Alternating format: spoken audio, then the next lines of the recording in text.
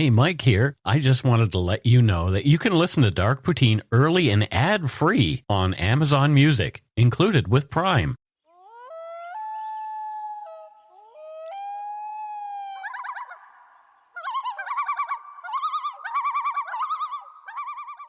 Hello and welcome to Dark Poutine. I'm Mike Browne, your creator and host. With me this week is my wife, Carol. Say hello, Carol. Hello. Well, hello. Howdy. For you in Texas. There you go. The views, information, and opinions expressed during the Dark Poutine podcast are solely those of the producer and do not necessarily represent those of Curious Cast, its affiliate, Global News, nor their parent company, Chorus Entertainment. Dark Poutine is not for the faint of heart or squeamish. Our content is often intense and some listeners may find it disturbing. We're not experts on the topics we present, nor are we journalists. We're two ordinary Canadian schmoes chatting about crime and the dark side of history. Let's get to it. Put on your toque, grab yourself a double-double and an Nanaimo bar. It's time to scarf down some Dark Poutine. I can't believe I ate the whole thing. Yeah, I can. I do too. Yeah.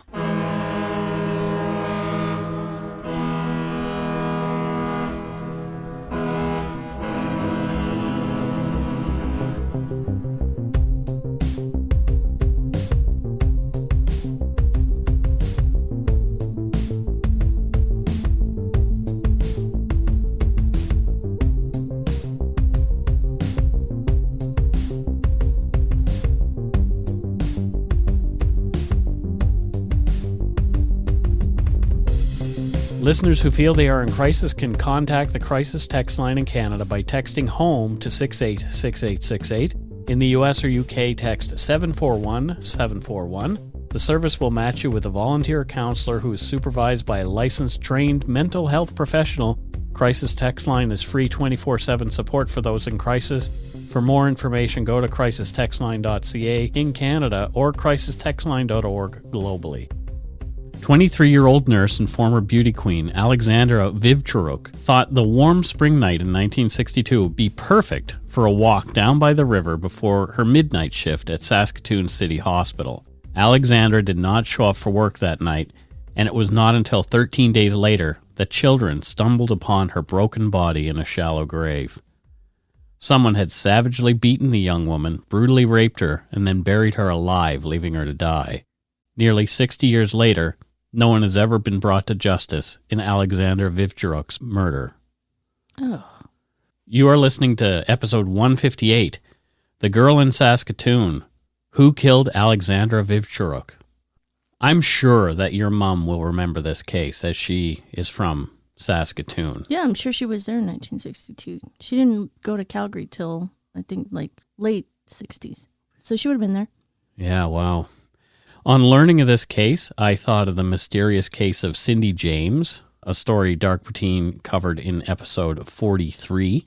Both women were nurses who disappeared and were discovered 2 weeks later, but as I researched, I found the similarities pretty much ended there. Alexandra's murder does not raise the same questions that Cindy James did, but it's no less compelling because it is unsolved. And plus, Saskatoon is tiny, small town, so, ugh. Alexandra Wiwcharuk was born on April 20th, 1939 in Saskatchewan, near the tiny village of Endeavour, just over 300 kilometers west of Saskatoon. Daughter of a sizable Ukrainian family, Alexandra was the youngest of 10. Her 6 older brothers and 3 older sisters were her protectors as well as her mentors.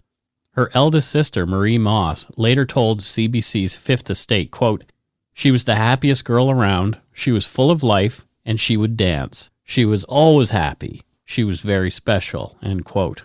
The village they lived near was tiny, with a large farming families being the standard on the prairies. It was given that one family knew all the others, and children would go to school sharing the same classes up to high school. Alex, however, was sent to Saskatoon to go to high school, living with her older sister and her husband. Religion was also crucial in Alexandra's family, as they were very active in the community built around the Ukrainian Orthodox Church. Alexandra was a bright student. She was pretty and well-liked by her classmates. Many of them were also Ukrainian. She was active in the drama club. She loved music and sang in high school musicals. One was The Pirates of Penzance, and my mom, Marion, sang in the same musical when she was in high school around the same time. Very popular. Yeah. On Fridays at noon, Alexandra would dance up a storm at the school sock hops with her buddies, and on Friday nights, she would join the other teens from the school for a film like Love Me Tender, starring the king of rock and roll himself, Elvis Presley. Alexandra was not unhappy, but she had that stoic prairie way about her that many girls had during that era. She had lots of friends, and one of those friends, Sharon Butala, would go on to write a book about Alexandra's murder years later. Here's an excerpt from the book called The Girl in Saskatoon. Quote, "The last firm memory I have of Alex took place in the gym where we had our dance practices and where we were sent to eat our lunches. I remember that my friends and I were last to leave that day, and Alex and a few of her girlfriends were already walking away when one of my friends called something to her. Alex turned to look over her right shoulder to throw back a short, polite reply. I remember that she did not smile, that she seemed, if anything, bored or perhaps even a little sad, and that she was wearing a wine-colored cardigan over a white blouse and a straight skirt in either navy or dark green that came well below her knees. I remember the rich coloring in her cheeks, the darkness of her thick short hair, and especially in that moment her seriousness. I sometimes think that we had more maturity then, at 17, a result of our trained submissiveness, than we did a few years later when we had been more or less freed into the world and were acting out all the things forbidden us for so long." Yep, sounds right. Yeah. People had high expectations of their children, and they expected them to behave in those days. And Yep, yeah, a lot of pressure. And then once you kind of get free of it, good times. Good times. Alexandra felt the weight of her family's expectations for her to succeed in life. She was to be the first out of all the kids in her family to go off to post-secondary school after high school. She was the only one they were able to save enough cash to send to college. At first, Alexandra dreamt of seeing the world as a flight attendant, but at 5'1", she did not meet the minimum height requirement to get the job. Her next choice was nursing school. So, in 1959, she started attending college at the Yorkton Union Hospital School of Nursing. Once she was off to school, Alexandra's folks sold the farm and moved closer to town. Sharon Butala wrote about Alexandra as she matured during her stint at nursing school from Ms. Butala's book, The Girl in Saskatoon. In those years, Alex blossomed into a very attractive young woman and men began to pursue her. Her family thinks that she had no special boyfriend, but chose to go out in gangs of girls and boys, but others remember her dating regularly. One Yorkton man remembered going out on double dates with Alex and her escort and his girlfriend, who was also a student nurse in Alex's class. He described Alex as cuddly, a girl who thought nothing of hugging men she knew if she ran into them on the street or at a party long before hugging was the commonplace it is today. She was little, and men flocked around her. After thinking for a moment, he added that she was perhaps more naive than the other girls. After another pause, with some emotion common among men who had known her when telling me about her, he said, quote, I always thought of her as a precious little jewel, end quote. You're making a face, so do you want to talk about that? Well, just talking about her like she's like a little kid or something. Yeah, she's a grown-up going to school. Like maybe she was young, but... But at the same time, he is now a much older man remembering back to a time, you know. I guess that's how he remembered her. Yeah. The short story about Alexandra Wiwcharuk in Lisa Wojna's true crime anthology, Unsolved Murders of Canada, talks about Alexandra's attractiveness and how others reacted to her. Wojna writes, quote, she was also a stunning woman. Photographs depict a dreamy-eyed beauty with full lips and dark hair that appeared to have a natural wave to it. Every image shows her with her head held high and shoulders back, drawing attention to her long, lean neck and giving her a regal quality. It's no wonder she was publicly recognized for her beauty and grace, earning the title of Queen of the Kinnett Skating Carnival in Yorkton in 1960, and then again, she was chosen to represent the city in the Saskatchewan Wheat Queen contest the same year. Wheat Queen? Wheat Queen. Awesome. Yeah, I would love that sash. Yeah, they have the Apple Blossom Festival Queen in Nova Scotia, so I think of it as kind of the same thing. It is. The bigger version in Calgary, the Stampede Queen. There you go.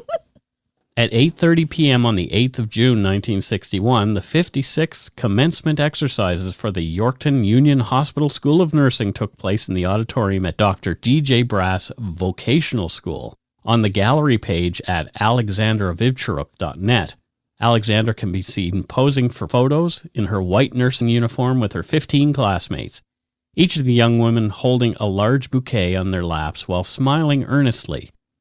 There are other photos from that day of Alexandra with her parents and older sister. Alexandra and her sister are beaming while her mother smiles politely. Alexandra's dad stands behind her, arms to his side, every bit the stoic Ukrainian prairie gentleman. I knew one Ukrainian family when I was in Calgary. They weren't like that at all. They're like the best people to go visit. Why was that? They're so fun. My friend was Natalie Makarenko, but not the newscaster.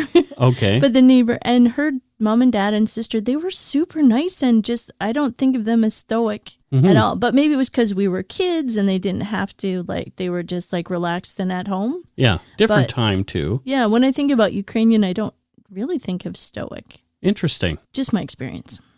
After the ceremony, the girls changed into their party dresses for the commencement dance. In another picture, Alexandra and her friends can be seen laughing. She's much shorter than the other two women flanking her. Wearing a darker colored satin dress, she stood out between her two friends and was grinning happily, cheek to cheek, with her date, who was leaning in from behind. It was undoubtedly a moment of great relief and hope for the future. But in less than a year, Alexandra would be dead. Sad. That same year, led by her sister Maria's efforts, and without Alexandra's knowledge, several people sent the young beauty queen's photo to a Saskatoon radio station. The station was putting on a special promotion in partnership with an up-and-coming country music star by the name of Johnny Cash. Oh, cool. The winning contestant was to be awarded a very special prize. Out of all the young women entered, Alexandra Wiwcharuk was chosen. Alexandra was given tickets to the concert taking place at a Saskatoon fair on a stop on Johnny's tour. In front of 1,500 fans, Alexandra was brought up on stage, dubbed the Girl in Saskatoon, and serenaded by Cash to the tune of his song by the same name. Oh, wow, sweet. The lyrics to Cash's song go in part. I left a little town, a little south of Hudson Bay. I couldn't find a thing to make a rounder want to stay. I fought the wind across the barren waste in the crystal doom, going for to marry the girl in Saskatoon. I'm glad I realized that no one could take her place. My heart was beating for her like the winter beat my face. But knowing that I'd see her made my spirit bright as June. I'm freezing, but I'm burning for the girl in Saskatoon. Nice. Isn't that a great song? Classic Johnny. Nice. Yeah, and so Alexandra was the girl in Saskatoon in the song The Girl in Saskatoon. That is cool. Who knew?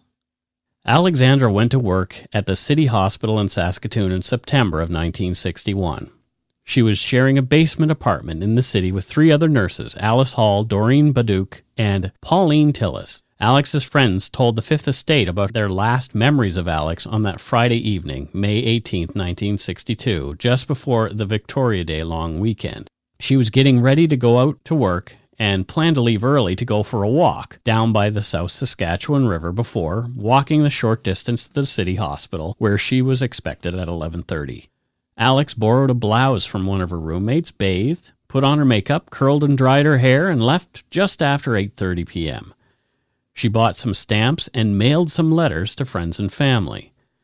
From Sharon Batal's book, The Girl in Saskatoon, quote, the pharmacy apprentice in the drugstore at the corner of 7th Avenue and 33rd Street where Alex bought the stamps remembered seeing her at 8 or 8:30. He said he remembered partly because of the, quote, unusual and striking green outfit she'd been wearing and the joke, pun, he said, they'd shared, but the store was full of customers, and he didn't notice if she was alone or not. Nor did he ever tell the coroner's jury what the pun was. In any case, he also said that she seemed to be in a happy mood, a state hardly unusual for Alex, end quote. So she's just going out, buy some stamps, send some letters to friends and family. Yeah, just on her way. Yeah. According to Patala's book, Alex was seen on 33rd Street chatting with a man by another man who drove by. The man was, quote, tall and well-built with darkish hair, who surprisingly for that time and place was wearing a white shirt and brown suit. Alex, her hands in the pockets of her green slacks, later was strolling along beside him, kicking her legs out in a casual, childlike, he thought, flirtatious way. So she was just being playful with this guy that she was walking along with. She's just chatting, small town, meeting, talking to someone. I think that's just normal. Yep. The witness, feeling an odd sense of concern for the young woman, claims he considered turning around to go back and check on her, but he was running late to meet his family. He was haunted by the decision to carry on and not follow his instinct after learning of Alexandra's fate. Alex was seen just after dark by another young man who was fishing in the river near the weir. She was sitting alone on the concrete, peering out at the river, her arms hugging her knees to her chest. A couple of teenage boys also remembered seeing her there. One had considered chatting her up, but chickened out. All three recalled a man close to Alex, above her, and to the left where she was sitting.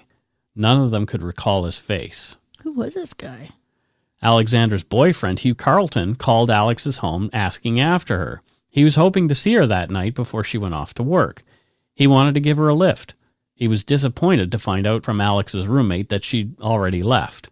When hyper-responsible Alexandra did not arrive for her shift at the hospital, the duty nurse called Alex's home twice, looking for her. Her friends began to worry. One called the police, and another reached out to Alex's family. No one had seen or heard from her, and her nursing uniform was still hanging in her room, so everyone presumed she had meant to return home to get changed prior to going to work. The police, as had been typical in most of our stories, refused to help at first, thinking that Alex had possibly run off with a man for the long weekend. Everyone who knew her at all realized this was not like Alex, and they were really worried. Her family and friends began looking for her right away, but there was no trace of her. Yeah, I guess the police, but it'd be small town. They maybe wouldn't expect the worst like that. No, well, the police wouldn't for sure. Yeah. On May 22nd, 4 days after she was last seen, Alex's friends put out a small announcement in the Star Phoenix newspaper. It read, "Missing. Worried friends of Alexandra Wiwcharuk, 1223 7th Avenue, have asked police to help locate her. Miss Wiwcharuk, a nurse, was supposed to go on duty Friday night, but failed to do so and hasn't been heard of since. Efforts to locate her have been fruitless." End quote. So 4 days later, they put an ad in the paper. Yeah. It's still nothing. That's all they could do. Yeah. Other than just looking for her. Yeah. And we'll take a break right here. If you're looking for a smoking gun, I can absolutely guarantee you, you will not find it. In October 2001, a series of letters filled with a deadly powder called anthrax were dropped into the U.S. mail system. What started as an unprecedented case turned into an unsettling mystery. Who sent these deadly letters? And why? From Campside Media and Sony Music Entertainment, I'm Josh Dean, and this is Cover Up Season 4, The Anthrax Threat. Available now.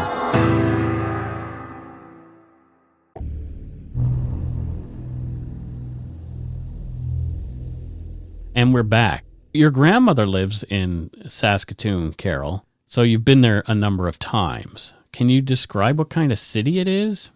Yeah, it's quaint. When I was a kid, we used to go all the time. It felt very small compared to Calgary, which is funny to say.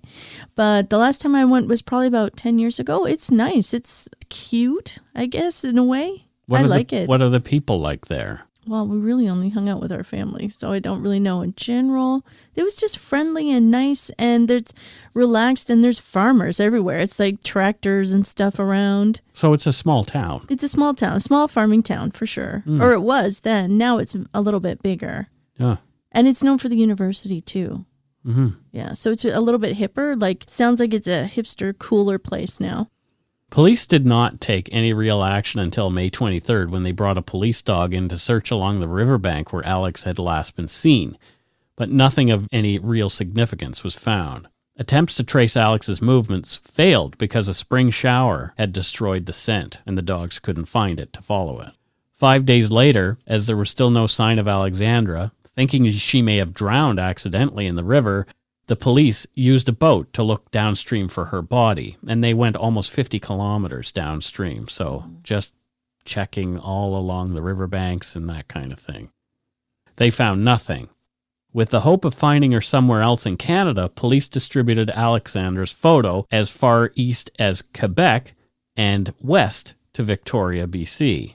The letters Alex had sent on the night of her disappearance, one to a sister in Fort Williams and another friend in Calgary, did not indicate that Alexandra was under any duress at all, and their tone was friendly and carefree.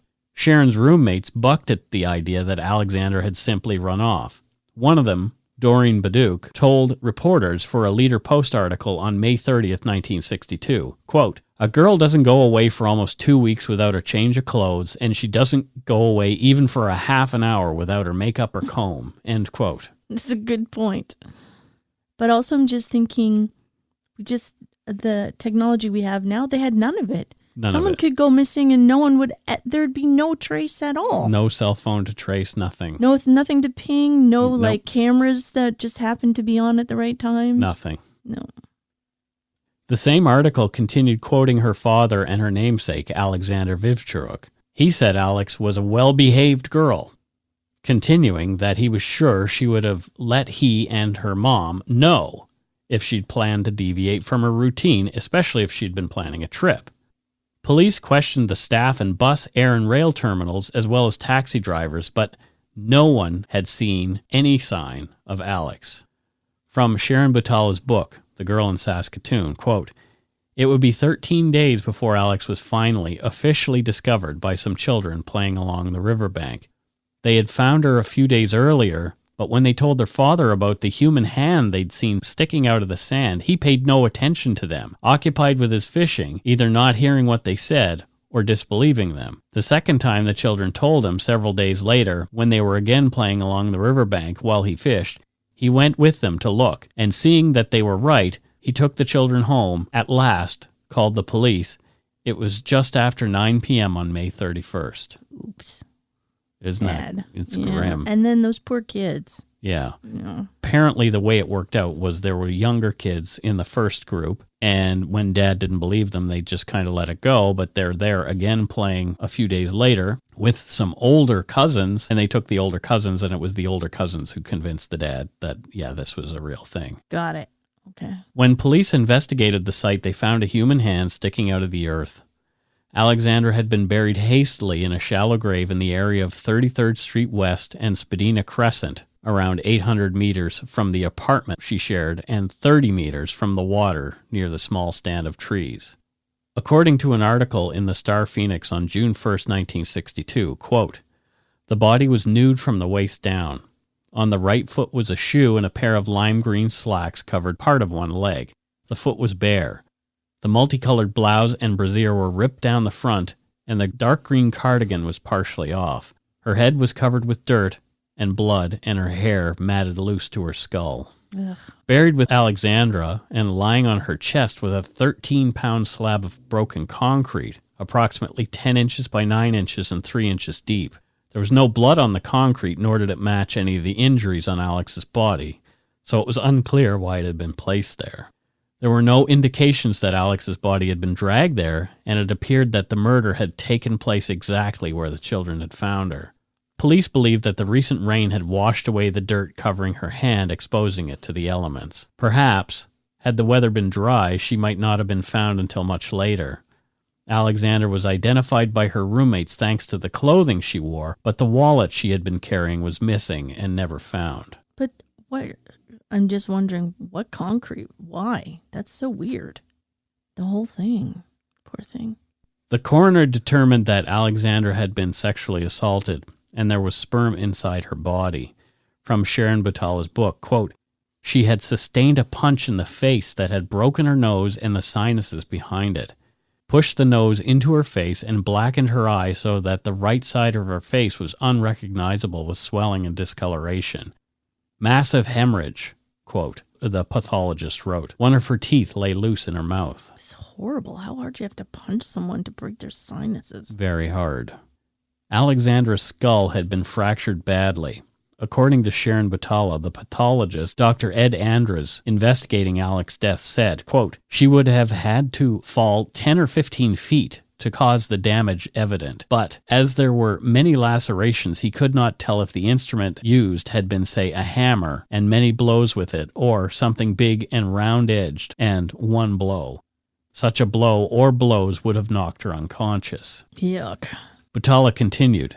The killer then buried her. He had done so while she was still alive because the pathologist found dirt and sand in her mouth and windpipe, oral cavity, pharynx, larynx, trachea, and upper esophagus. She died, finally, he said, of asphyxiation when she inhaled the sand and dirt of her grave. That is a nightmare. Thankfully, as Alex had been unconscious at the time of her death, there would not have been the panic at her inability to breathe.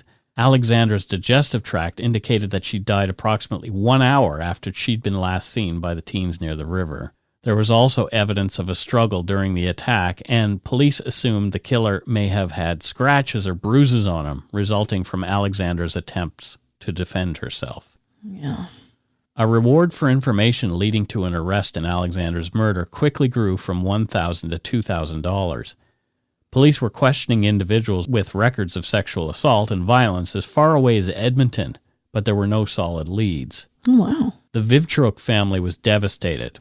The baby of the family was suddenly gone and had been taken violently. No one could think of anyone who would want to do such a thing to Alex, who was a lovely person.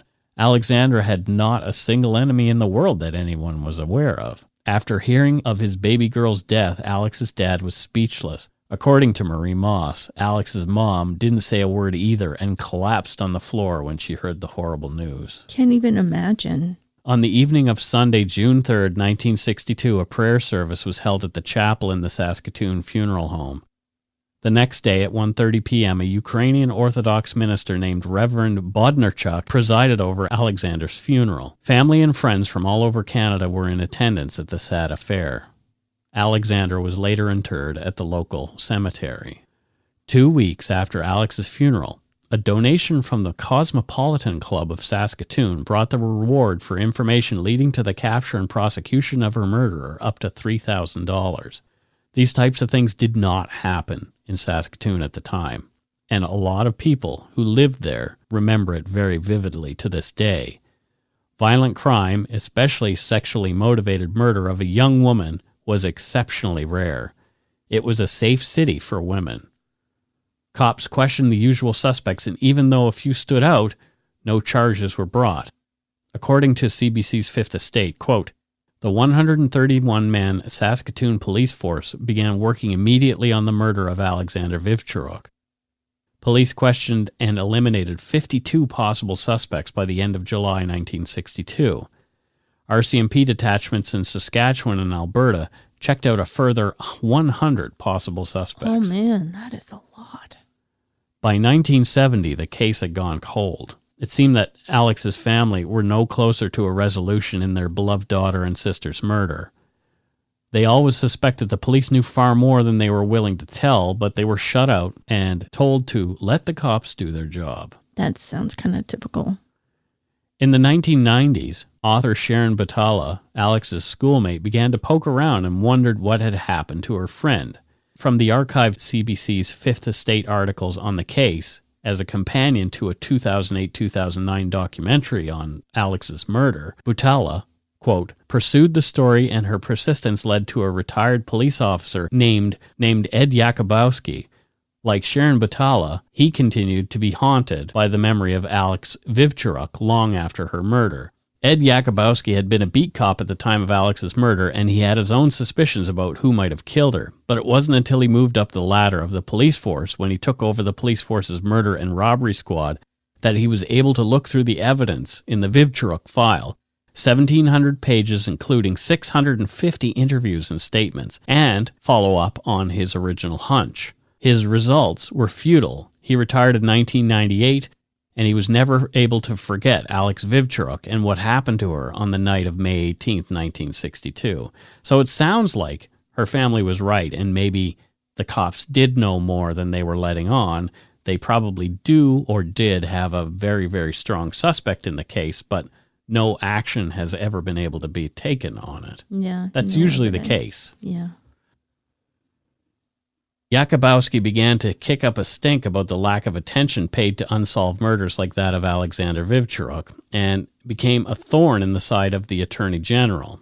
In 1998, Ed's persistence paid off, and a cold case task force was created to look cases like Alex's. Again, from the Fifth Estate's articles on the case. Quote, Sergeant Neil Wiley of the Saskatoon Police Force Service Major Crimes Unit was beginning one last effort to find the killers of Alexandra Wiwcharuk. The challenge for the police is that so many witnesses have died, so many memories have faded, but now new technology may provide answers that memories cannot. Evidence from the 1962 crime scene was tested for DNA in the mid-1990s without success. But the police are hoping that new advancements in DNA will help them to identify Alexandra Wiwcharuk's killer. Oh, that's cool. I was thinking that, but then I thought it was so long ago, maybe the DNA wouldn't be useful, but sounds like that may not be the case. In 2004, police received permission from Alex's family to exhume her body with the hope of obtaining DNA evidence that could lead to a viable suspect in the murder. After the exhumation, Alex was re-examined. On her body, a hair was discovered that did not belong to Alexandra. Over the next few years, thanks to a DNA profile created from the hair, a number of people of interest were cleared as not involved in Alex's slaying. This included one of the young men who happened to be one of the last claiming to have seen Alex alive. Other people of interest eliminated by DNA were men who had criminal histories involving crimes similar to the one perpetrated against Alexandra. But here's the problem with that hair. There's a major problem with it. Mm-hmm. They don't know if it came from a doctor, a pathologist, the kids who found her, on and on and on and on. It could be so many different people who that hair could belong to. Maybe it's like a tentative ruling out. I don't know. But if people are being ruled out in that way, then why so? Yeah. And it's also amazing they found one hair on her after all that time. After all that time, yeah. It was after reading Sharon Batala's book that 4 of Alexandra's nieces were compelled to pick up the mantle and become the next generation to champion the drive to solve their aunt's murder. From an article in the Star Phoenix newspaper in June 2008, quote, the women discussed undertaking their own investigation in the 1980s, but family responsibilities hampered the plan. They got to Saskatoon in 1992 to poke around and walk Wiwcharuk's last known path, then returned in 1994 and every 4 years or so thereafter. Each time they stirred the pot, more sources surfaced, phone calls and emails resulted in new leads that were researched and organized into 4 boxes labeled with 4 distinct scenarios. Now, with their kids grown and moved out, time has become an ample resource. The amateur detectives intend to return to Saskatoon once a month until a conclusion has been reached. All right, they're on a mission. Yeah, and that was in June 2008. I don't know if they're still doing it as vigorously as that. They might be. Patty Story, Lorraine Phillips, Lynn Gratrix, and Gwen Terrelson, living all over North America, were the women who felt compelled to bring attention to Alex's case. Phillips and Story began looking around in 1988. But over the years, they'd been talking to the cops, and according to other news articles, they'd amassed 25 binders full of information. They created the websites alexandrawiwcharuk.net and justiceforalex.com.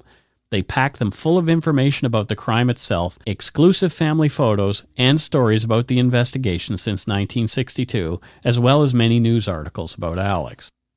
They reached out to other news organizations and began to make noise. All right. Story told the newspaper in 2008, quote, no matter how small or irrelevant things may seem, we want anyone with information to talk to us. Even some of the far-out weird ones, tips, have developed into something, she said. In October of 2008, in the Leader Post, Alexandra's 4 nieces were featured in a photo in front of a billboard they'd erected on the corner of 25th Street and 2nd Avenue in Saskatoon. On the left of the massive billboard was a profile photo of Alexandra Wiwcharuk. It said simply, Nurse murdered, 1962, Alexandra Wiwcharuk. Any information, please call 1-866-794-1962. And then the web address, www.alexandrawiwcharuk.net. And I'll post links so you know the spelling. In 2011, in an act of vandalism by local dum-dums, Alex's headstone had been chipped and required repairs costing upwards of $3,000. Rude. At 8 p.m. on May 18, 2012, the family held a 50th year anniversary memorial for Alexandra Wiwcharuk. A candlelight vigil took place at 33rd and Spadina near the riverbank where she was last seen. The next day at 10 a.m., they held a memorial service at the Ukrainian Orthodox Church at 918 20th Street West in Saskatoon. After the service, there was a blessing at Alexandra's gravesite. So 50 years at that point. Yeah. On May 18, 2020, in the annual newspaper memorial to Alexandra placed there by her family, they wrote, quote, "We think about you always. We talk about you still. You have never been forgotten. Lord knows you never will. We hold you close within our hearts, and there you will remain to walk with us through our lives until we meet again. Missing you, sister, Pearl, nieces Patty and Lorraine. A warm thank you to the friends of Alex." So that was the last anniversary. Yeah, just last year. It's 50 years. They've been just unless searching. this case is solved, you can expect to see the family memorials every year in the Saskatoon papers, remembering Alexandra Wiwcharuk as the case nears 60 years without justice for Alex and her family. Our hope is that this podcast maybe jogs someone's memory from all those years ago, or maybe somebody overheard an older relative speaking about the case in a way that stood out uncomfortably. The contact page on justiceforalex.com reads, quote, "Can you help? If you have any information that could help the investigation into Alexandra Wiwcharuk's murder, here's some contact information for you." So, Saskatoon Police, and then we'll post a link to the Saskatoon Police website with their email and their phone number. The Saskatoon Crime Stoppers, we'll post links to that. And also the Nieces of Alexandra, their official website, and the phone numbers that we've mentioned before. So we want you, if you have any information at all, no matter how weird or small it is, call them. And they say all calls are private and confidential. So on a side note, when Johnny Cash heard about Alexandra Wiwcharuk's murder, he was devastated. And he vowed to never again play the song "The Girl in Saskatoon" in concert as long as he lived. And he didn't do so until his own death in 2003. Wow. Yeah. And so we'll put some links to some versions of Johnny's song in our show notes as well. And that is it for this week's case. That was so sad. Yeah. The unsolved ones feel so unsatisfying because I can't call someone a dirtbag or, like... Yeah, the only thing you could yell about was the vandals. The vandals to her gravesite. But, they probably didn't even realize what was going on. They were just everyday kids. But the fact that this has gone on for so long... Yeah, her families, they really want to know. Just sad. And it's 60 years later. Yeah, and they still want more information, like they haven't given up. But if say a suspect is dead, can't they tell the family that they had a suspect? And I don't know, maybe the police has told them. I don't know. And they can't talk about it publicly, but it doesn't seem like it because they still... No, they still want to know. They still want to have answers. Yeah. So if they told them something in confidence that they can't share... But it doesn't seem like that's the case. They're still asking for help. Yeah. Yeah. Yeah. Anyway, that's it for this week's case. It's sad. Yeah.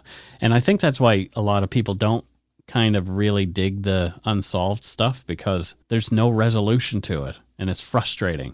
But honestly, that's why I did it, because I want to help if I can. Yeah. And this is the only way. Yeah. Someone might hear this and they might remember something or know about something. Yeah. It just really stood out to me when I read about this, and I really wanted to cover it. So let's move on to voicemails for the week and see if anybody gave us a call. Hopefully, we got some phone calls this week. If you want to leave us a voicemail, you can do so at 1-877-327-5786 or 1-877-DARK-PTN. And if your call stands out, you might hear it on the show, the usual spiel. So let's see what we have for voicemails this week. Hey guys, my name is Amanda and I'm calling from Victoria, BC, so right across the water from you guys. Just want to say thanks for this amazing podcast. I decided to call after I heard Carol's obligatory Weird Al reference on the Butterbox episode. I also want to say thanks to you, Mike, for opening up and showing us the importance of confronting trauma and mental health. You've always been so candid about what's happened with you, and I think podcast hosts like that are one in a million, and you truly are. So thank you again so much for this podcast, and I hope you keep it going. Go take a poop in your toque. Thanks. Bye. Wow. Thanks, Amanda. Thanks, calling Amanda. From Victoria, BC. Poops in the toques. Yeah, we're going to do lots of poops in our toques. It's happening. Oh, not right now. No. Oh, wait, stop. No. Carol. Don't Google that. Don't know. Poop toque. Ew. I'm sure there's something. Oh, no, I don't even want to think about it. We should actually just put a bunch of stuff up about pooping in toques, just so when people Google it, they'll find the show. That could work. It would be really funny. Well, thank you so much, Amanda. That really means a lot that you appreciate my candor, because I feel it's important. I feel it's important to share things because it might help somebody else. You just never know how it's going to help. You just don't. You don't. All right. Let's listen to another one. Oh boy, there's a few this week. Wow, good week. Hey guys, I just heard the Butterbox Baby episode. My name's Sarah. I live in Minnesota. As someone who was adopted as an infant here in the States, it affected me more than I thought it would. My heart breaks for all the women and children who were involved in that horrendous trade, and I greatly appreciate the love and care that you put into telling this story. And I feel a sense of camaraderie with you and everyone else who's been through it. And once again, very well done. I've now listened to 60 episodes in 6 days. That is a lot, and I'm thankful I have more to go through and that more keep coming out. So keep up the great work. Thank you. Wow. 60 episodes in 6 days. That is a lot. Oh, man. And I'm sorry you've had to hear my voice that many times. But I know. The Butterbox one, it's troubling. Crimes against babies is just horrible. Well, yeah, and it's the adoption angle too. So there's a lot of us adoptees out there who've been through interesting stuff around our adoptions. So yeah. Thanks for calling. Thank you so much. Look, this looks like a message just for Carol, which is what? I hope it's somebody being nice anyway. Oh, I hope so. Let's have a listen. Hi, this is April from Texas. I'm calling to leave a message for Carol. I just adore your giggles and your bright side of life. I need to start emulating that more. Be more like Carol. Anyway, I just appreciate her so much. And you too, Mike. I'm not forgetting you, but this message is strictly for Carol. Anyway, y'all have a wonderful day, and crap. Leave it in. Yeah. But crap. That's Y'all have okay. a wonderful day and crap. I know how that goes. April, you're the best. That's I think so maybe nice. the crap was her being pulled over by the cops for talking on her phone. Get off the phone. Get off the phone. Maybe they're a little less. If they knew that she was leaving a dark preteen message, they'd just give her a pass. Yeah? Yeah, I'm pretty sure. Texas cops are like that. Yeah. Anyway, it was nice to get just a special message. You got a special message just for you. Oh, April, thank you. Yeah, that was really nice. And also from Texas, that's so cool. Yeah, well, the stars at night are big and bright. Yep, deep in the heart of Texas. Yes, they are. Pee-wee told me that. Oh, that there's no basement in the Alamo. There is no. That's it for this week's voicemails. We did receive a couple others and one long one that was really interesting. And I'm going to be looking into, she called telling us that her cousin had been murdered in Ontario years ago and she had just learned about that. So I'm going to be looking into that one a little further, but I don't want to talk about that on the show just yet because it sounds interesting. Yeah. No, that was a good voicemail. Yeah. Even though we can't play them all. Yeah. There's still, we listen to all of them. Yeah. And there might be something that you tell us that might get a mention on the show later on, or you may prompt us to do an entire episode. It could happen. It could happen. So feel free to call with that stuff too. It's not just you want to tell us something that we're going to hear on the show. We want to hear from you. It's the Dark Poutine tip line. Yeah, exactly. And the Dark Poutine tip line is 1-877-327-5786 or 1-877-DARK-PTN. There you go. So but these calls are recorded, unlike other tip lines. Yeah, these calls are definitely recorded. So it is time for us to move on to our patrons. Yay. Thank you, patrons. It's one of Carol's favorite parts of the show. And I think it's one of everybody's favorite parts of the show, frankly. I think so. But gratitude is always good. Gratitude is great. More and more about gratitude, like science. Science. It's not just a feel-good thing. It actually changes your brain to be grateful, to be like a conscious awareness of being grateful. Yeah. Science. Yeah. We do a gratitude list every night before we go to bed, both of us. Yep. Yeah. I write 5 things that I'm grateful for every day. And they're often very different things day to day. Sometimes they're the same things day after day. Yep. But I am finding that I sleep better going to bed with gratitude on my mind. So there you go. All right. We have a few patrons here. And then this first one, I don't know where she lives, but her name is Isabel Couture. She wears fancy clothes, clearly. She wears fancy clothes, clearly. But where's she from, Carol? Bismarck. She's from Bismarck, North Dakota? Yes. Okay. There you go. So what does she do in Bismarck, North Dakota? She is a legal bank robber. What? Exactly. So this is why she can't say where she's from. I shouldn't have probably said she's from Bismarck. That's actually phony. Okay. Because she actually is someone who tests how easily it is to penetrate bank security. Wow. I know. It's a very like a double spy situation. That's really cool, actually. Yeah, I know. I want to be a legal bank robber. Oh, can you imagine?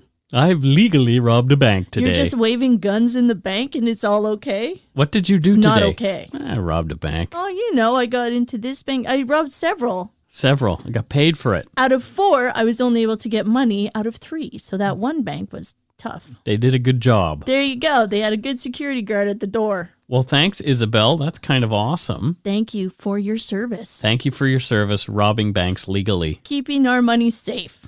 I guess so. She has to return all the money anyway, so. Sure. Yeah. Where'd that other $10 go, man? Oh, come on. I'm buying myself a coffee. I'd have lunch. Starbucks is right there. What do you expect? Exactly. Am I not human? Next up, we have from St. Mary's, Ontario, Stacy Howe. Stacy, how? How and why? How and why? So what does Stacy do in St. Mary's, Ontario, Carol? She's a teddy bear surgeon. We've had teddy bear surgeon. I know, but there's more than one. Oh, really? Yes. So she fixes teddy bears. She's the neurologist. Not every surgeon can do every piece of the teddy bear. Oh, so some do the belly. Yeah. She does the heads. Yeah. Sewing the eyes back on and putting the stuffing back in the head for the brains. Very experienced. Ah. Yes, exactly. That's a lot of detail work. There you go. That is. Wow. Thanks, Stacy. Stacy, the teddy bears thank you and love you. Yeah. She's a prize amongst all the teddy bears. They have a parade in her honor every year. That's funny. Next, we have Josh Walleen. And I don't know where Josh is from. I'm going to take a wild guess. Do you think I should? Josh Walleen. I think that Josh might be from... Walla Walla, Washington? No, Outer Sclavobia. Oh, whoa! Yeah, I think Far away. That's quite a ways away. That is between the Russian Federation and Kazakhstan. Whoa! Somewhere in there. Oh somewhere my in that gosh. region, Outer Sclavobia. Tough living out there. You know that is Outer it cold there? Sclavobia is not a real thing. No. But anyway, yeah, it's cold there as well. What does Josh Walleen do in Outer Sclavobia? I've always wanted to say Outer Sclavobia on the show, by the way. So he's a cheese sprayer. He sprays I don't know if I even want to know what a cheese sprayer is or does. It's very important part of cheese popcorn. He's the person that makes sure that all the cheese is distributed evenly on the popcorn. So the fake cheese is sprayed evenly. The edible oil product is sprayed evenly. Well, someone's got to do it. Thank you, Josh Wallin. And maybe he has like a very special top-notch, a gourmet cheese spray. It could be. I think you shouldn't be snobbing off the cheese sprays. I'm snobbing off at them. I think it's the gourmet cheese sprayer that he does. Yeah. Yep. Delicious. Delicious. Josh, you can send us all the cheese popcorn you want. I will eat it. It will be delicious. Okay. Mike, you won't? I don't know. More for me. Yay! More for Carol. Next, we have Sarah Walczyk from Forest Lake, Minnesota. Oh, Minnesota. That's right below Saskatchewan, isn't it? Minnesota? I think you better get out a map. I don't want to count on my... No, it's right below Manitoba. So, I don't know. I'm not very good at maps. You're not good at maps? No. You're not a cartographer? I am not a cartographer. Well, I was actually. She is. I was a cartographer for the movies. Remember that? I did map making. Oh, you did map making of the actual... Of the sets and stuff. Sets. Yeah. Oh, I don't really think of that as a cartographer. It is. Yeah. Really? Yeah. The sets are, here is where the chairs are. Where are the director's chairs? Let me check my map. Yeah. Anyway, so that's what Sarah does. She is a cartographer. And who does she do that for? She's a freelancer. Oh, yeah. That's Carol's way of saying, I don't know, and I had to think on my feet. Who could she work for? Well, she could be a map maker for a cheese company in Minnesota. Why would she make maps for cheese companies? Well, you have to know where they hid the cheese. They hid the cheese. Oh, they have. You know what? That could be cheese treasures.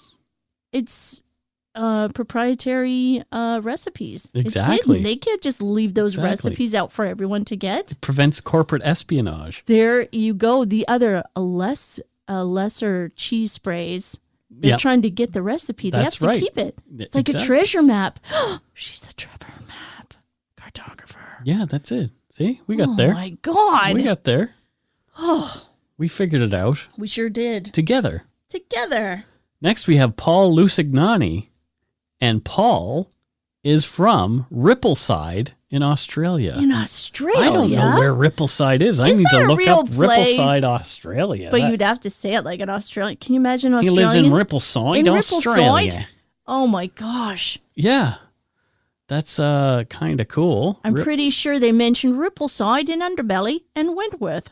Rippleside? Rippleside, Australia. Tomorrow... Well, I guess today, because they're 24 hours ahead of us. What's happening? It's Rippleside Day today. What? January 18th. What are the chances? Oh, no, that's the date. Okay. Oh, darn. Oh, they're just celebrating Monday tomorrow, even though today is our Sunday. Right, exactly. Because they're in the future. I made a mistake. Oh, I got all excited, but that's okay. We wanted to have it be Rippleside Day today. Wow. Rippleside is not a super big place. It's in Geelong. In Victoria, Australia. Oh, very nice. Overlooks Corio Bay. Look at those cool trees. I love those trees. It is. Yeah. Very neat. And so what on earth does Paul do in Rippleside? Sadly, he's a vomit collector. What? I know. What the heck does a vomit collector do? He works at the hospital. It's a tough job. It pays well because it's pretty much a biohazard job. So he works at the hospital collecting vomit? Yeah, he's got to test it for stuff. Oh, good Lord. I know. Well, they have sorry, to test Paul. those poor guys, but he wears one of the big hazmat suits. He's well protected. Does he get to wear a hat? Yeah, of course. So he wears a cool hat. That's his vomit protector. Kind of like one of those hats that say bikini inspector, but it says vomit inspector. I don't know why, but I was Googling some stuff. And for some reason, I saw a pair of short shorts with the word groceries on the back. I don't know why. What? It was just short shorts with in comics, in like a comic 70s sort of I can font. picture it. It just said groceries. So like those short, shiny shorts they used to wear with when they go roller skating. These were terry cloth ones. Oh, but yeah. terry cloth classic. Yeah. Yeah. Groceries. Yeah. I wish I could find that. Maybe Paul would collect vomit from after seeing the groceries shorts. Just weird. At the hospital? Yeah, at the So he's a hospital worker. Yeah. He's essential service, so thank you for your service. Sorry about that. There you go. Well, thank you to all our patrons and Donut Money donors, past and present, for your help to keep us doing what we do. If you want to make a donation, you can become a patron at patreon.com/darkpoutine, and that way you get all the neato subscription things that come along with that. Or for a one-time donation, you can send us donut money via our PayPal address at our email, darkpoutinepodcast@gmail.com. If you don't already subscribe to the show, it would mean a lot to us if you did. You can find us on iTunes Podcast, Stitcher, TuneIn, Spotify, or wherever you get your on-demand audio. Check out darkpoutine.com for show notes and other cool stuff. Please take time to give Dark Poutine a like or a follow on Facebook and Instagram. Come and join us in the Yumber Yard, our Facebook group. There's like 9,500 members. There's a lot of people in there hanging out. Yep, just hanging out. Everybody kind of hanging out, and it's really quite a nice place. It is, putting up the memes. I love the memes in there. Yep. There's been a few really provocative ones lately, but in a good way. I think that, some memes that will promote good discussion are a good thing. Mm-hmm. Yeah. So we're up over 9,600 members now. We only need 400 more, and then we're over that 10,000 mark. That's amazing. Isn't that crazy? That's so cool. And then Facebook gives us a whole bunch of money. No, they don't give us anything. They give us $0. They give us zero for zero. Yeah. We get to speak with all of you. Exactly. And sometimes we do like a little meetup online. I know in the Crap Barn we do every now and then. We did last week. Yep, exactly. Oh, and then there's the barnyard where we see everybody's animals. Yeah. And then there's that nice. Yeah, so we wanted to take a minute to mention one of our listeners, James Cox, had a little bit of artwork commissioned for us, and it's sort of, it's so cute. It's a little cartoon of Carol and I doing a podcast. And that's kind of our setup there. The way he's got us, me sitting kind of at the edge there on a chair. Yep. Yeah, that's pretty much it. That looks like us. And look at his mustache. It's so cute. Yeah. I can't believe it. I'm a cartoon. I love it. So thanks. Thank you, James. It's so nice. Yeah, James, you're a sweetheart. Thank you very, very much. Most importantly, thank you for listening, and tell your friends about us. Word of mouth is a powerful thing. Until we return, don't forget to be a good egg and not a bad apple. Cue Carol. See you later. Okay, bye-bye. Bye, bye, bye.